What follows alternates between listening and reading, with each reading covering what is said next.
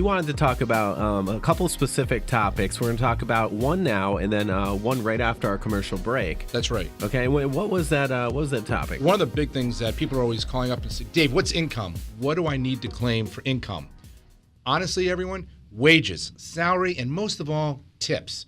Believe it or not, a lot of people right now nowadays out in the hospitality field are getting tips, and you are notice that that's getting added to your overall income. That was a law that was passed a few years ago where your gratuity is now being taxed. One thing I want to emphasize, ladies and gentlemen out there, for those of you who are in the hospitality field and know somebody that is, they are not withholding taxable rates against the tax that they charge on gratuity. So unfortunately, when you come in to see me and I said, well, you owe X amount of dollars because you're a bartender, you're a waitress or something like that. And you're like, but Dave, I had my income taken out. They did not cover the gratuity. Wow. Mm-hmm. So that's where you do need to talk to me and say, Dave, how do I stop so I don't get a problem next year?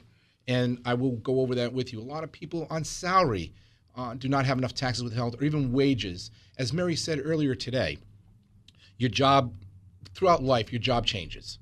Yep. And sometimes you need to change your withholding, whether it be down to single and zero, married 2, married 4, married 8, depending upon what you have. And that's an area where you need somebody like me to come in and work with you and help you out to make sure you're having the right amount of taxes withheld. Mm-hmm. Major, major, major key, everyone. The government, seriously, it sounds crazy, but does not want your money. They do in one sense, but they don't want you to overpay them.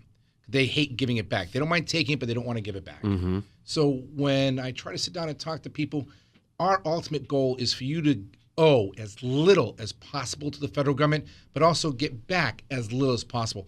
We would rather see you use that money throughout the whole year and give it to the government and then they hold on to it, and then they're giving it back to you at a zero loan interest.